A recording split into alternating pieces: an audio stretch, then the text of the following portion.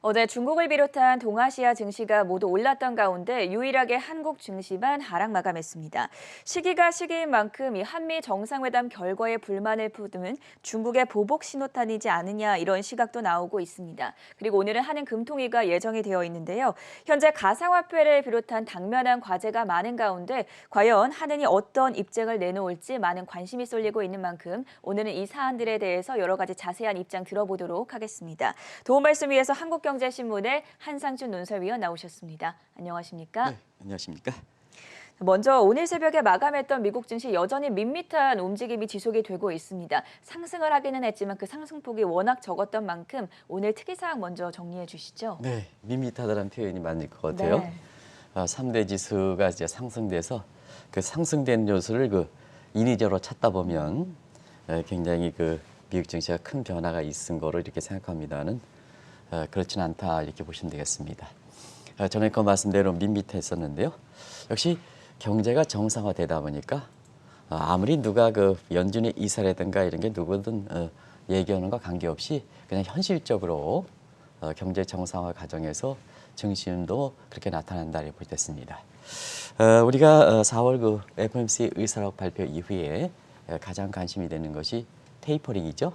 네, 어제는 페드의 테이퍼링 입장, 금융 완화 지속 입장 이런 거 관계없이 시장에서는 이미 테이퍼링을 단행하고 있다, 테이퍼링이 되고 있다 하는 과정에서 역레포 수요 급증 문제에 대해서 얘기하고 있습니다. 얘기한 적이 있습니다.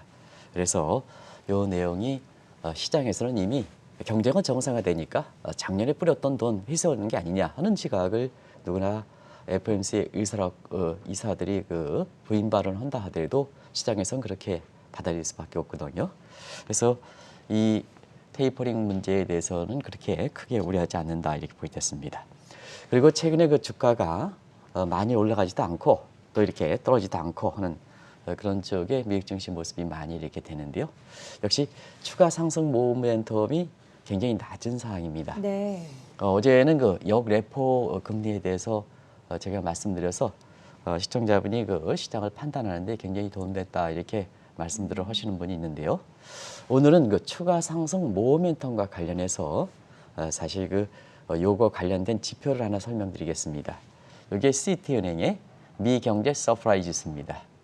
이것이 92레벨에서 지금 14.7레벨로 아주 많이 떨어지고 있습니다. 요 시티의 미국 경제 서프라이즈스는 성장률이든 물가든 모든 지표에 예상치 대비해서 실적치가 얼마큼 높게 나오느냐. 사실 예상치의 실적치가 얼마큼 높게, 이게 서프라이즈 않습니까? 이 서프라이즈에 관련된 걸 모두 통합한 지수다 이렇게 보시면 됐습니다. 이 주가라는 것은 서프라이즈에 의해 가지고 주가가 올라간다 이렇게 보시면 되겠는데요.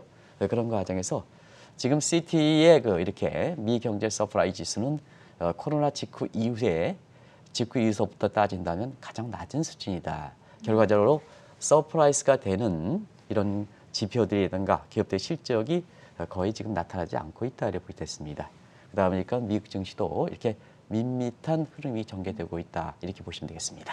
조용하게 흘러가고 있는 미국 시장에 대한 분석 먼저 들어봤고요. 어제 동아시아 국가 중에서 유독 한국 증시만 하락을 해서 많은 이야기들이 나오고 있습니다. 일부에서는 한미 정상회담 결과에 대해서 중국이 보복 조치를 내놓는 것이 아닌가 이런 시각들이 나오는데 여기에 대해서는 어떻게 평가하십니까? 민감한 시점에 그런 증시 흐름이 나타났기 때문에 네. 아마 그런 쪽으로 꿰 맞추는 시각들이 좀 있었던 것 같아요.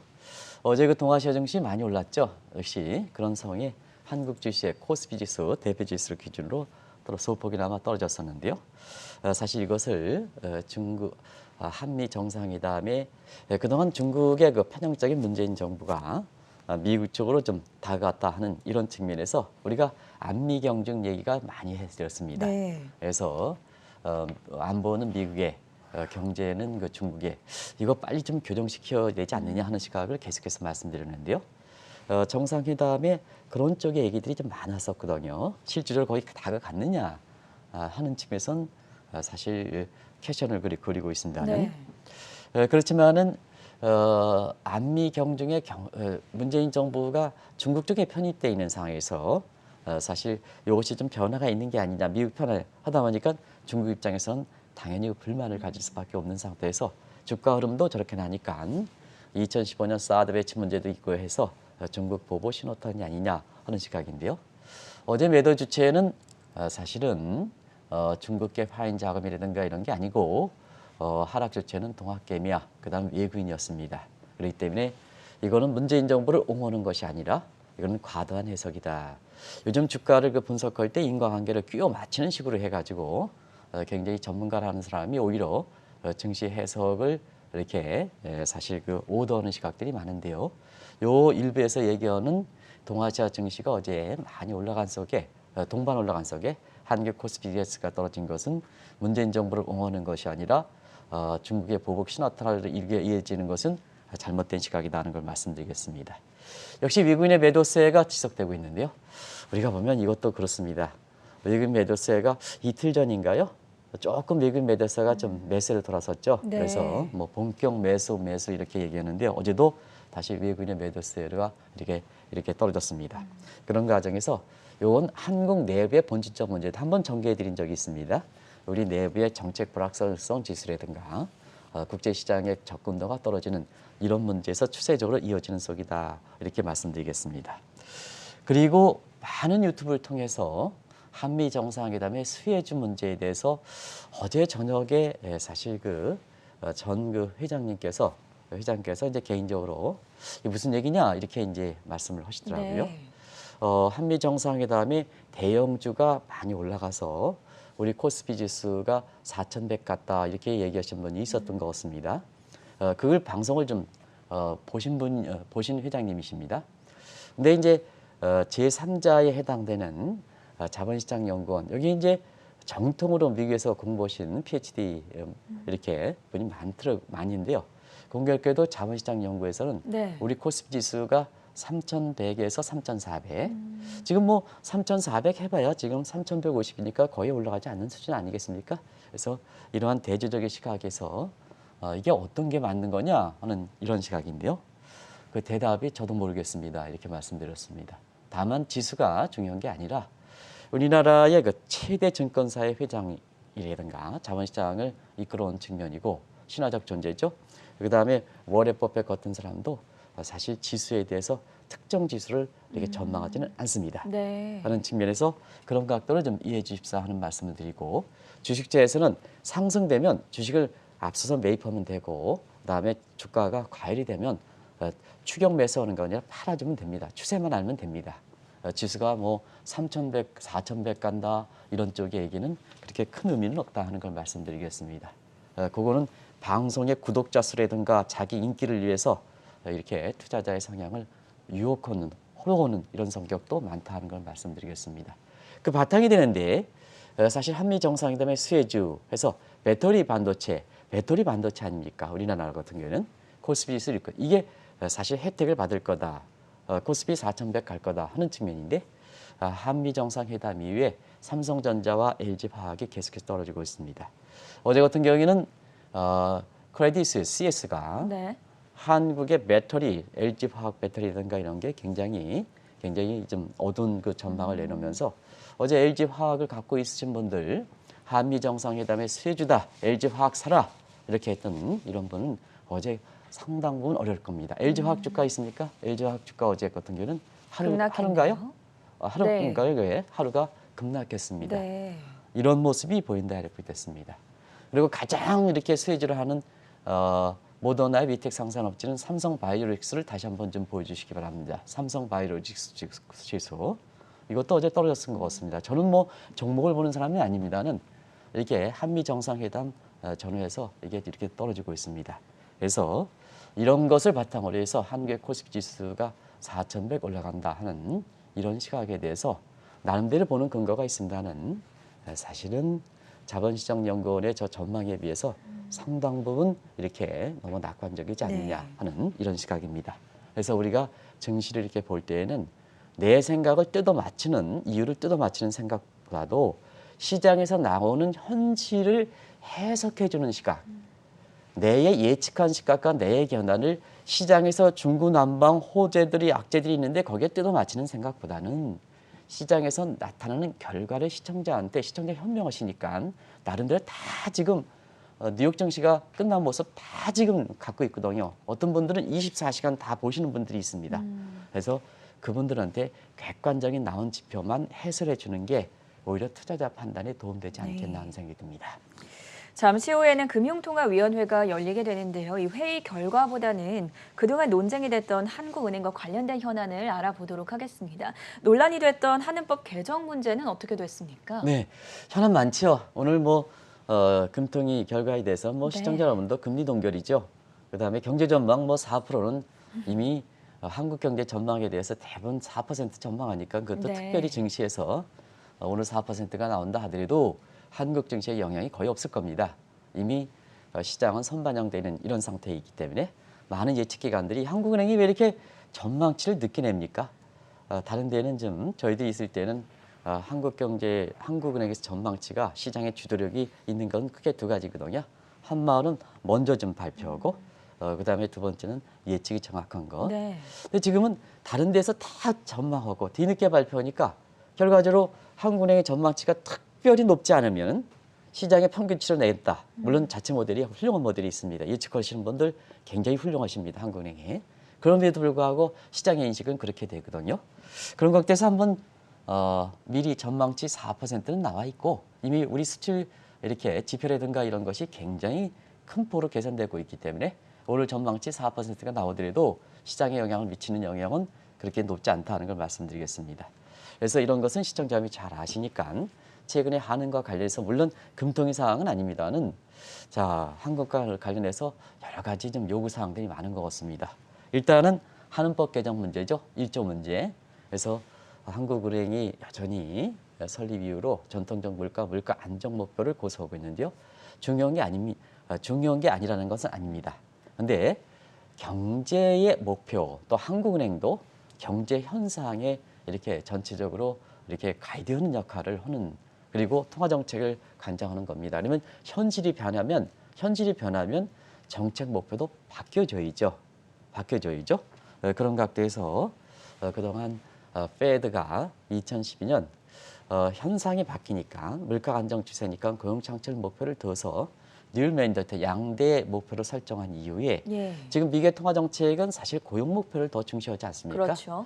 그런 각도에서 보면 한국은행도 대외 환경에 의존하고 특히 그 증시를 비롯한 금융시장은 페드 역할이 굉장히 중요한 입장에서 보면 사실 우리도 한은법 설립 목적 1조에 물가 안정 목표에 다른 목표, 고용 창출 목표를 좀 넣어야 되지 않느냐. 물론 금융시장의 거시경제 안정성도 높다 하는데 그건 시스템 문제이기 때문에 목표로 보기에는 어렵습니다.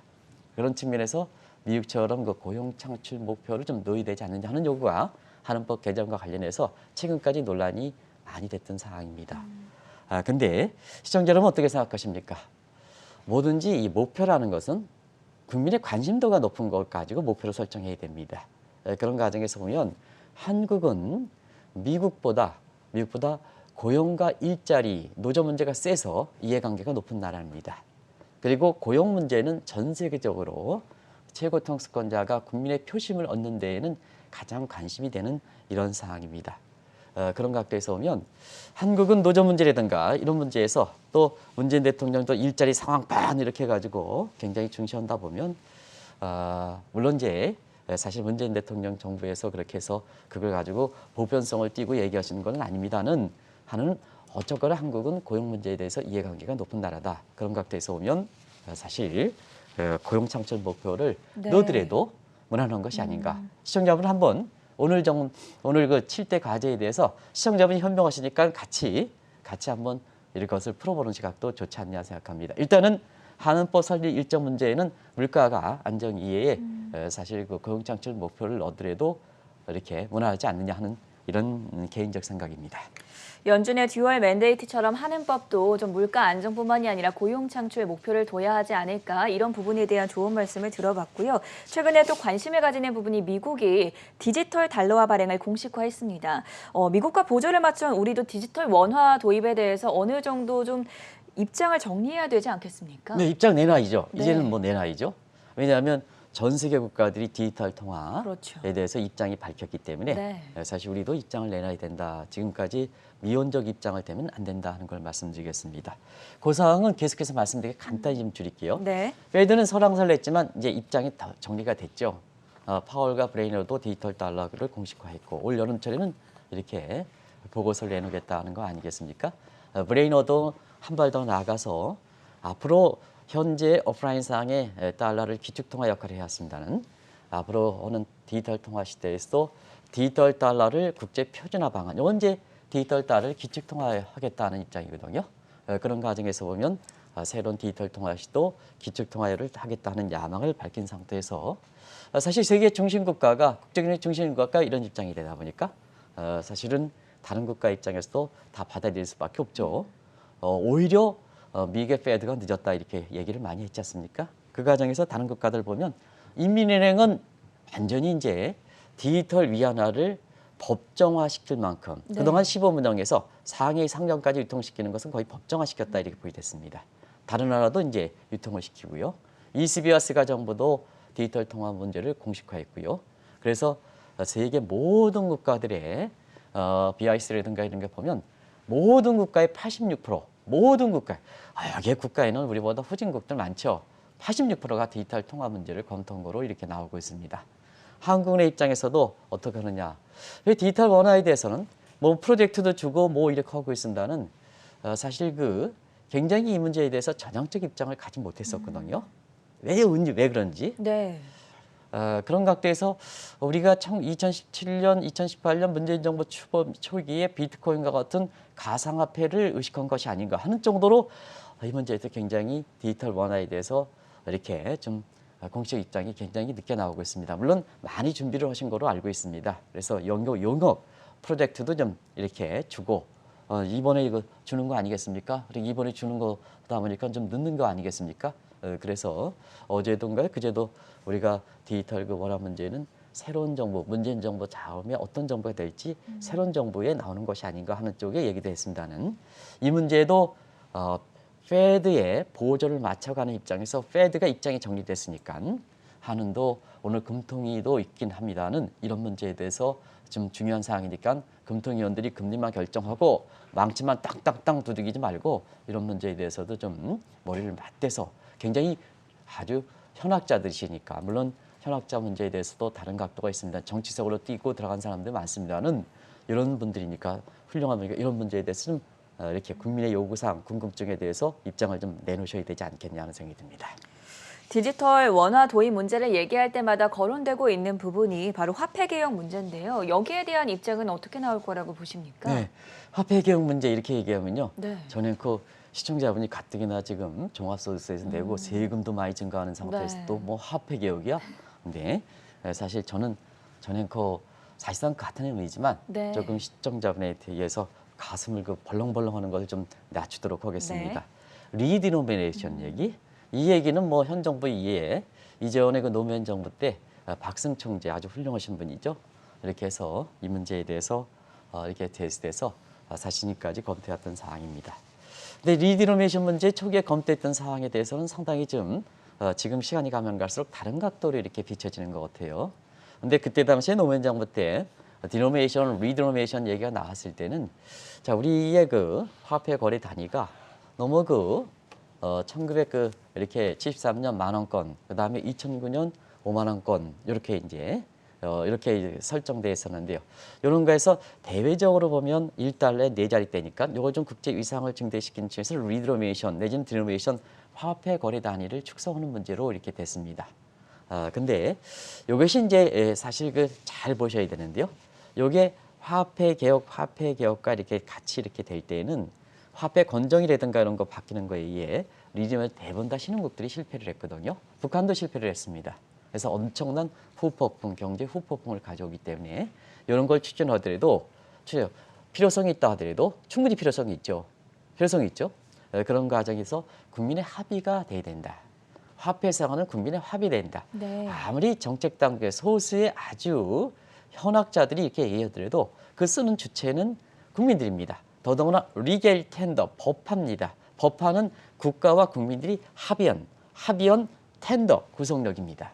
그런 측면에 국민의 공감대가 형성되지 실패하지 않는다 하는 이 문제였었거든요.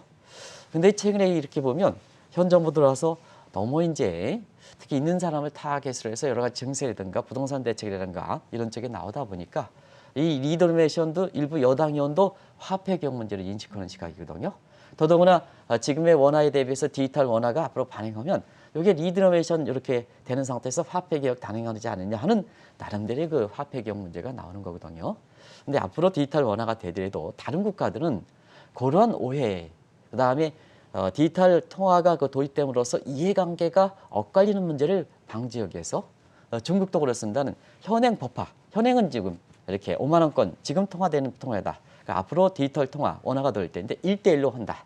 그러면 디지털 원화가 그 도입된다 하더라도 경제 이상이 오프라인에서 온라인에서 바뀌가는 과정의 결제 통화만 바꾸는 거지. 센트럴뱅크 디지털이지. 현재의 오프라인 상의 법화로 되는 위기 질서 상이 바뀌지 않겠죠. 네. 이렇게 추진한다 이렇게 됐습니다. 그래서 이 문제 결반에서 화폐 개혁 문제에 대한 우려 이런 시각이 강남 지역을 중심으로 해서 많이 지금 형성되고 있는데요. 그런 쪽으로 이렇게 화폐 개혁에 대한 우려는 사실 하지 마십사 하는 걸 말씀드리고요.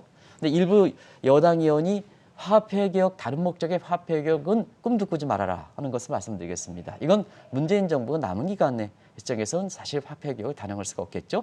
그리고 이후의 정부가 어떤 정부든 간에 어떤 정부가 들어오든 간에 다른 목적의 화폐 개혁은 있을 수가 없다 하는 것을 아주 이것은 명확하게 좀 말씀드리도록 하겠습니다. 내년 3월에 예정된 대선과 관련해서 앞으로 더 논란이 될 수 있는 부채의 화폐화 방안에 대해서 한해는 어떤 입장을 내놓으면 좋겠습니까? 부채 화폐 방안, 네. 반드 마니티제이션 방식이죠. 이 문제가 엊그제까지 계속해서 논의되어 있죠. 그런 측면에서 한번 말씀드리겠습니다. 현 정부 출범과 함께 부채 화폐 방안 계속해서 논의되어 왔는데요. 자, 뭐 시청자 여러분 다 아시죠? 현 정부 출범 이후에 계속해서 슈퍼 예산 편성했고 추경 편성 얼마나 많이 했습니까? 그다음에 최근에는 이익공유제고 소상공인 지원금 관련해서 돈이 부족하지 않습니까? 돈이 부족하다 보니까 적자 국채 발행 문제가 이렇게 계속해서 했다 이렇게 보이겠습니다. 그래서 각종 선거에서 국민의 표심을 생각하니까 빚내서 더 쓰자.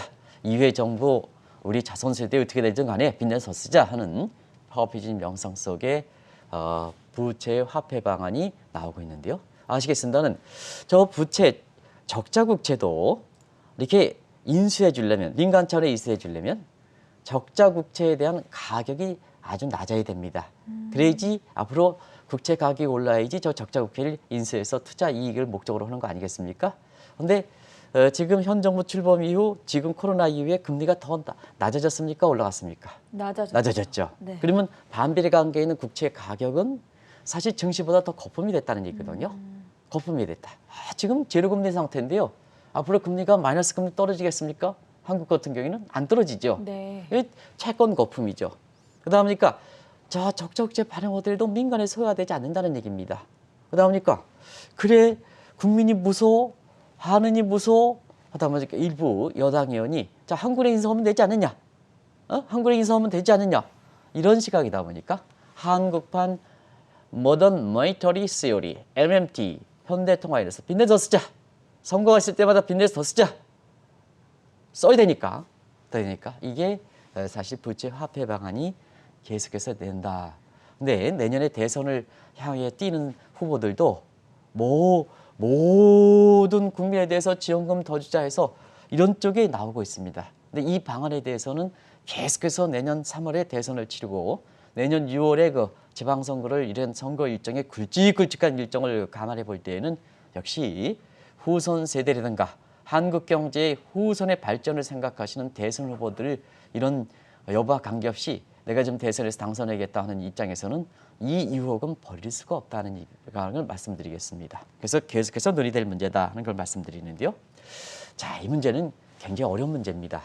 2차 세계대전 당시나 추진하는 쓰는 문제입니다. 미국도 2차 세계대전 당시나 썼다 이렇게 보겠습니다.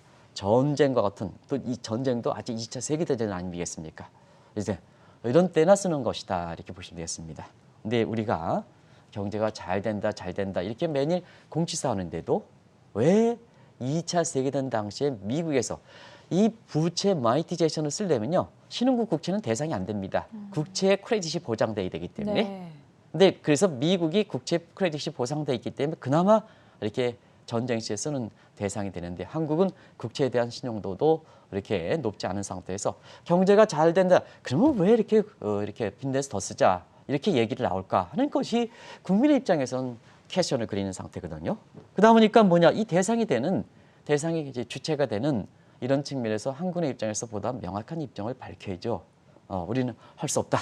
근데 이제 이주열 총재 개인적으로는 이 문제에 대해서 총재 전체 입장에서 한국의 입장이라 생각합니다. 이 문제에 대해서 명확하게 이건 안 되는 방안이다.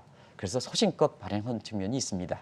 근데 연일 이렇게 이 문제에 대해서 얘기하다 보니까 다시 한번 이 문제에 대해서 굉장히 민감한 사항이니까 이주열 총재라든가 아니면 한국은행의 공식적인 개인적인 총재 입장이 아니라 공식적으로 좀 입장을 밝힐 필요가 있다는 걸 말씀드리고 그다음에 지금 대선을 위해서 뛰시는 분들 여러분이 있죠. 근데 개인의 당선을 위해서 한국의 후손 세대라든가 한국 경제의 사실 그 미래를 위해서 그걸 접고 부채 화폐 방안에서 개인적으로 정책 파워프림에 생각하는 이런 쪽의 공약들은 내놓지 마시기 바랍니다. 저도 안 찍겠습니다. 어떤 후보든 간에 안 찍겠습니다. 지금 우리의 국가 채무라든가 이런 것이 아주 굉장히 여러 가지 세계적인 기관들이 굉장히 한국의 신용등급 관련하고 장기적인 지속 가능성 장성 관련해서 가장 먼저로 지적되는 시각입니다. 나중에 민간 부채 관련해서 같이 말씀드리겠습니다는. 그래서 대선 후보를 위해서 뛰시는 분은 정말로 나의 자손들, 이 젊은 세대들 아니겠습니까? 젊은 세대들. 그다음에 우리 경제 후손 발전을 위해서 한 번 차고 했으니까 자 다시 한 번 차고 하지 않지 않습니까? 그래서 제발 뭐냐 정치가는 스테이트맨은 자 자기의 자신이라든가 자기의 프레임에 갇혀서 폴리티션 정치꾼이 되지 말고 그다음에 제발 후손 세대라든가 한국 경제 발달 때는 정치가 스테이트맨이 되기 바랍니다. 그래서 국민이 뽑아준 사람들 보통 정치인이라 하는데요. 두 가지 성향이 있지 않습니까? 정말로 국민을 생각하고 자기 자신의 이익보다는 국민을 생각하는 사람, 그다음에 자기 자신의 자리보다는 후손 세대에 생각하는 것을 스테이트맨 정치가라 그리고 그다음에 국민의 이익과 자기의 당당, 자기의 이익일 때 자, 자기의 이익과 정당의 이익을 앞세우는 사람이라든가 그다음에 후손 세대가 어떻든 간에 내가 쓰고 보자 하는 이런 세대의 다음 세대라든가 이런 걸 생각하지 않고 자기 자신의 자리만 생각하는 폴리틱션이라 합니다. 대선 후보님들 제가 임자라고 존경드렸습니다. 어떤 시기든 간에 다시 한번 이 폴리틱션, 정치꾼의 정치 공약은 내놓지 마시기 바랍니다. 지금 여러 가지 그 직군들이 있으셔가지고 여기에 공약들을 개발하기에 바쁘신 거로 알고 있는데요. 지금 한국의 상황이 후손 세대 입장에서는 굉장히 우려하는 상황이 임계점에 오고 있다는 것을 말씀드리겠습니다. 비트코인을 비롯한 가상화폐 문제도 피해갈 수 없을 것으로 보이는데요. 최근에 더 큰 화두가 되고 있는 만큼 한국은행에서도 보다 명확한 입장을 내놓을 필요가 있지 않을까요? 화폐 아닙니까? 네. 화폐 아닙니까? 그러다 보니까 한국이 비트코인을 바탕 가상화폐는 뭐 세계에서 가장 화끈한 국가죠. 그렇죠. 2017년 같은 경우는 세계 요 조그만 나라가 비트코인의 거래량이 세계에서 20% 차지하지 않습니까? 책을 해서 보면 젊은 세대들 지금 증시에서 자금 빼가지고 전부 거기에 밤낮 24시간 거래하고 있지 않습니까? 이런 측면에서는 어쨌거나 입장을 좀 내놓으셔야 되지 않느냐 하는 생각이 듭니다. 왜냐하면 다른 국가들도 중앙은행 입장에서 입장을 다 밝히고 있다 하는 것을 말씀드리겠습니다. 네. 지금 상황을 잠시 하겠습니다.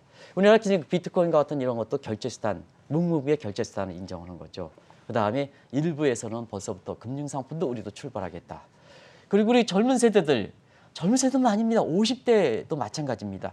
재테크의 출산으로 비트코인을 받은 가상화폐를 지금 재테크의 출산으로 하는 거 아니겠습니까? 한국경제TV 공영성을 띠는 한국경제TV 방송도 비트코인 가상화폐 방송을 얼마나 많이 합니까? 얼마나 많이 합니까? 이런 상황에 이렇게 지금 한국의 화폐 생활 내지는 금융의 재테크 생활이다 이렇게 됐습니다. 근데 문제는 저렇게 결제통화 상품도 이렇게 가고 재테크 주사하는데 문제가 되는 게 신뢰가 없다는 거 아니겠습니까? 투자의 기본 잣대가 되는 밸류가 있어야 되는데요. 밸류 문제에 대해서 미국도 지금 이 문제에 대해서 이렇지 않습니까? 그러다 보니까 밸류가 있어서 정당한 근거가 있으면 투자를 하는데 밸류에 대해서 명확히 없습니까? 투기장이다 이렇게 얘기하지 않습니까? 네. 투기장이지 않습니까? 그리고 최근에 보면 한국 내부에서도 일부 병원장이 해외에 있는 자식에게 이건 자식이라 그러겠죠? 이렇게 해서 자식에게 뭐냐 이렇게 해서 뭐 코인 가지고 탈루해 가지고 이렇게 증여 탈례하는 거 아니겠습니까? 이런 게 비일비재하는 상태에서 공정 차원에서 그 중요한 그렇게 강조한 공정 차원에서 세금 부과론도 거론되니까 이제는 우리 입장도 이 가상화폐라든가 이런 문제에 대해서 디지털 그 통화와 함께 입장을 좀 밝혀야 되는 때가 아닌가 하는 생각이 듭니다. 물론 이주일 총재께서는 가상화폐와 비트코인에 대해서는 조심스럽게 한국도 상당히 우려된다 부정적 시각을 얘기했습니다. 근데 다른 국가들은 비트코인을 비롯한 가상화폐 사용 금지까지 아주 강하게 내놓고 있습니다. 강하게 내놓고 있습니다. 중국뿐만 아니라 미국도 앨런 그다음에 사실 파우르장 아주 강하게 내놓고 있습니다. 네. 왜냐하면 센트럴 뱅크 디지털 커런시 즉 국가 중앙은행 차원에서 디지털 통화에 대해서 입장이 정리되다 보니까 이 센트럴 뱅크 디지털 통화가 빨리 상용화되기 위해선 민간 차원에 지금 우죽순적으로 20분 만에 개그림 하나 그려가지고 쭉 내놓은 돈이 붙는 이러한 것을 정리해야 되지 않습니까?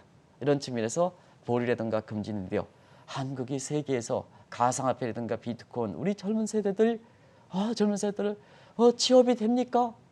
그다음에 지금 뭐가 이게 희망을 겁니까? 그런 상태에서 주식하고 이런 사람들이 많지 않습니까?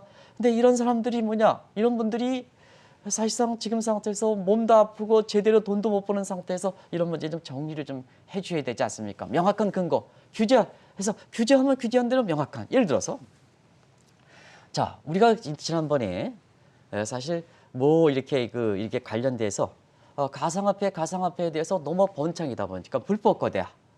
근데 불법 거래인데 악법이든 좋은 법이든 법이 있어야지 불법 거래 아닙니까? 네. 법에 대해서 만들지 않고 개인 자식 불법 거래하면 그거는 특정법이죠. 국민 합의 사항이 없는 거죠. 인프라가 지금 갇혀 있지 않다는 얘기입니다. 그렇게 한번 혼용을 치르고 이게 그렇습니다. 작년에 방역 선진국 문제도 국민의 자발적인 선진국 됐지 않습니까? 국가가 해줘야 할 일은 그걸 바탕으로 해서 백신이라든가 이런 거 정작 국가가 이렇게 해줘야 되는 거 아니겠습니까? 그래야지 방역 후진으로 떨어지지 않지 않습니까? 한미 정상의 여러 가지 시각이 있지 않습니까? 그래서 이런 측면에서 국가의 역할이 뭐야 되냐 하는 측면이거든요. 불법이 되려면 불법을 판정할 수 있는 국민의 합의된 국회를 통해서 실정법이 나와야 되죠. 문제가 됐을 때 법도 없는 상태에서 불법 거래를 하면 국민 입장에서는 왜 규제하느냐 이렇게 나오는 수밖에 없지 않습니까? 그런 측면에서 중앙은행 차원에서도 센트럴 뱅크 디지털 커런시와 관련해서 좀 이런 문제를 좀 입장을 내놓아야 된다는 걸 말씀드리겠습니다. 가상화폐뿐만이 아니라 지금 이 시간에도 논쟁이 일고 있는 테이퍼링 문제에 대해서도 우리 만약 테이퍼링이 추진될 때 가장 우려되는 부분이 가계부채 디폴트 가능성인데 이에 대한 대비책을 마련해야 하지 않겠습니까? 네, 가계부채 문제 우려만 하지 말고 네. 사실 대책을 좀 강구를 해야죠. 그래서 우리는 가계부채가 많은 나라 아닙니까? 그렇죠. 우리가 마치 가계부채 문제가 할 때 제발 언론에서도 저도 반성하겠습니다는 영끌 비투 이런 표현을 좀 하지 마시기 바랍니다. 젊은 사람분들이 어떻게 쓰면 영끌 비투겠습니까? 왜 언론에서는 영끌 비투 이렇게 해서 그게 자극적인 용어지만 사실 민간부채가 늘어난 본질적 문제에 대해서 사실은 그 본질적 문제 정확하게 알아야 대책이 나오는 거 아니겠습니까? 영끌한다, 비투한다 하니까 가계부채는 뭐냐? 가계부채는 우리 경제의 젊은 사람들이 어려운 가운데 내놓는 빚이 아니라 어떠냐면 또 대출은 은행 입장에서 보면 이익이지 않습니까? 그래서 그렇게 대출하는 은행 차원의 이익적 문제가 아니라 이게 부정적이다. 그러다 보니까 어떠냐? 가계부채 문제에 대해서 본질을 잘못 호도한다는 얘기입니다. 마치 젊은 사람들의 문제다 이런 쪽으로 하다 보니까 대책이 우려만 하지 대책이 나오지 않는다는 얘기거든요. 그런 상황에서 국제적으로 보면 한국의 가계부채에 대해서 이제는 우려할 사항이죠. 왜냐? 그동안 저물가라든가 저금리라든가 이런 쪽에서 가계부채가 많이 증가하더라도 결국 이렇게 정부에서 미온적으로 대처하더라도 우려만 하고 하더라도 사실상 이것이 사실 그렇게 크게 심각성을 대지는 않았습니다. 이제는 테이퍼링입니다. 경제가 정상화됐으니까 작년에 뿌렸던 거 회수해야죠. 그게 무슨 9월달, 10월달이 중요합니까? 어떤 분은 내가 생각하기에는 9월달인 내년에도 금리 인상이 어렵습니다. 어렵게 될 수도 있죠. 근데 이렇게 보면 테이퍼링은 다가오죠. 경제 정상이니까 시기가 문제지. 그 시기가 무슨 중요합니까? 다가온다는 얘기입니다. 그러면 선제적으로 우리가 가계부채 문제가 갖고 있으면 이 금통위원들이 좀 대책을 좀 내놔야 되지 않습니까? 입장을 좀 밝혀야 되지 않습니까? 더더구나 IMF라든가 이런 쪽에서 보면 한계 민간 부채에 대한 디폴트 우려가 지금 연일 경고가 나오지 않습니까? 그러면 한계 통화 정책에서 기준금리만 결정합니까? 여러 가지 금융시장의 거시경제 문제스라든가 한국의 입장에서도 거시경제 금융성이 목표가 되지 않느냐? 고용창출 목표를 들어가다 보니까 우리가 단일 목표가 아니라 물가 안정만 고려하는 게 거시경제 안정성도 목표가 되지 않느냐? 이런 쪽에 얘기하고 그럼 거시경제 안정성이라면 가계부채인가 시스템 위기가 문제가 돼서 가장 중요한 문제가 아닙니까? 그러면 이 문제와 관련해서 좀 입장을 좀 내놔야 되지 않느냐? 그게 통화정책에서 가장 중요한 프리엠프티브 선제성이다. 이렇게 보시면 되겠습니다. 지금의 문제가 없다 하더라도 자 앞으로 9개월 10개월 시차선 감안해 볼 때 9개월 1년 후에는 금리가 올라갔지 않습니까? 네. 그러면 그때 자 이에 9개월 1년 후에 대비해서 지금 광고하는 거거든요. 그럼 지금 입장에서 입장을 내놔야죠. 최고원 입장을 내놔야죠. 그런 각도에서 말씀드린다 이렇게 보겠습니다. 이런 문제에 대해서 그렇다고 해서 금리를 당장 올리면 더 문제가 됩니다. 지금 상태에서 한국 기준금리를 쉽게 얘기하는데요. 이미 가계부채가 많이 된 상태에서는 금리를 미국이 올린다, 한국도 올린다. 이건 잘못된 생각이다. 왜냐? 이미 가계부채가 많은 상태에서는 소프트랜딩 시키는 방안을 해야 됩니다. 그래서 은행 부분에 가장 큰 문제가 되는 은행 부분, 저 담보를 요구하고 그래서 대출 금리 해가지고 대출 밀어내는 은행 부분에서 도덕적 설득을 통해서 이 부분의 소프트랜딩 방안을 자 한국은행이 갖고 있어야 되지 않습니까? 아니면 금감에서 갖고 있어야 되지 않습니까? 행정적 규제, 도덕적 설, 모럴 수에이션에서 이런 부분에 연착륙시키는 방안을 좀 빨리 기준금리 인상을 안 한다 하더라도 이런 부분에 나아가는 모습을 좀 보여줘야 되지 않느냐. 금리만 동결했다. 땅땅땅 치기는 이게 문제가 뭐냐. 그분보다 이렇게 여러 가지로 금융 지식이 부족한 한상춘 논설위원도 이 자리에서는 오늘 금통위에서는 기준금리가 확실하게 동결됩니다. 얘기하지 않습니까? 다른 것을 좀 이렇게 좀 해서 좀 맞대야 되지 않느냐. 이렇게 그런 것을 꼭 부탁드리겠습니다. 마지막 현안까지 살펴보도록 하겠습니다. 시간이 갈수록 각국의 탈달러화 조짐이 뚜렷한데요. 현 정부 들어서는 원화의 국제화라는 용어가 아예 보이지 않을 만큼 이 부분에 대해서는 좀 미비해 보입니다. 그럼 지속적으로 추진해야 할 과제가 아니겠습니까? 네, 이 문제는 좀 현 정부 들어와서 한동안 원화의 국제화 얘기하다가 네. 현 정부 들어와서는 얘기를 하지 않고 있는 것 같습니다. 네, 지금 국제통화질서가 굉장히 새롭게 아주 격변하고 있지 않습니까? 네. 그래서 이런 측면에서 한번 잠시 2차 세계대전 이전에 유지했던 이런 달러 중심 체제가 지금 근본적으로 한계를 받고 있습니다. 미국에 돈 가장 많이 풀었죠. 그러다 보니까 달러 인덱스가 작년 3월에 금융사회 회장이 기축통화뿐이 갈 곳이 없다 하는데 이 방송을 통해서는 달러만 투자하지 마십사. 원달러 환율이 1285원에서 1080원까지 갔습니다. 그런 것의 가장 큰 배경은 자 위기상이 됐다. 달러 간다. 이건 옛날 사고입니다. 통화 가치는 그때그때 현상에 바뀌는 겁니다. 그런 측면에서 코로나 이후에 피해 지역이 가장 많다 보니까 미국이 돈을 가장 많이 풀었죠. 돈이 가장 많이 트래펀 딜레마에 갈리는 겁니다. 트래펀 딜레마가 갑니다. 기축통화의 신뢰가 안 돼요. 신뢰를 유지하려면 통화량을 조정해야 되는데 자, 돈 가장 많이 푸니까 자, 통화 가치 유지와 달러 가치 유지와 통화량 간의 트레이드 관계는 트래펀 딜레마에 빠진 거죠. 그래서 결국은 달러 인덱스 90 레벨에서 90 붕괴되고 90 레벨에서 이렇게 되지 않습니까? 원달러도 1280원에서 최근에 올라가겠지만 여전히 1130원, 1120원 이렇게 되죠. 여기 보시겠습니다. 이런 모습이 되는 거죠. 여기다 그리고 또 한 가지는 글로벌 지금 경제가 다극화됐는데 왜 미국만 달러 중심 글로벌 시니어리티 이펙트를 특정 과던 특권을 누리냐 퀘션. 그리고 외화의 쏠림 현상이 지금 외환보유가 쏠림 현상이죠. 많은 국가 중국 3조 원 이상. 근데 다른 국가들은 외화가 부족해서 미국에 손 벌리는 형태 이렇게 되죠. 국제 불균형의 조정 메커니즘에 부재한다는 얘기입니다. 이런 한계를 노출하고 있다 하는 측면입니다. 그래서 최근에는 달러의 경제 다극화와 함께 달러를 대체할 수 있는 새로운 대체할 수 있는 세계 단일 통화 방안이 논의됐죠. 한 가지 설명드렸습니다. 테라 달러 글로벌. 이거 그냥 나중에 좀 설명드리고 한 번 네. 설명드린 적이 있습니다.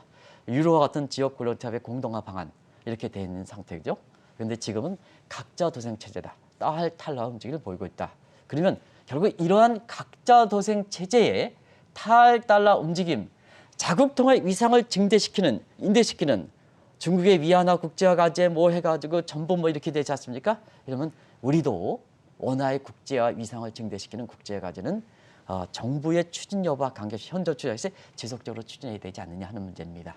원화 국제화 또 이 또한 한국은행의 금통위원들이 검토할 사항입니다. 이런 문제에 대해서 좀 기준금리만 땅땅 치지 마시고 이런 문제도 좀 머리를 맞대는 이런 시각도 좀 네. 비춰주시기 바랍니다. 국민이 궁금해하고 있습니다. 그런 측면에서. 오늘은 한국은행의 금융통화위원회가 예정이 되어 있는 만큼 한은이 당면한 7대 현안에 대한 종합적인 분석 내용 전망 함께 들어봤고요. 지금까지 한국경제신문의 한상춘 논설위원이었습니다. 말씀 대단히 고맙습니다. 네, 고맙습니다.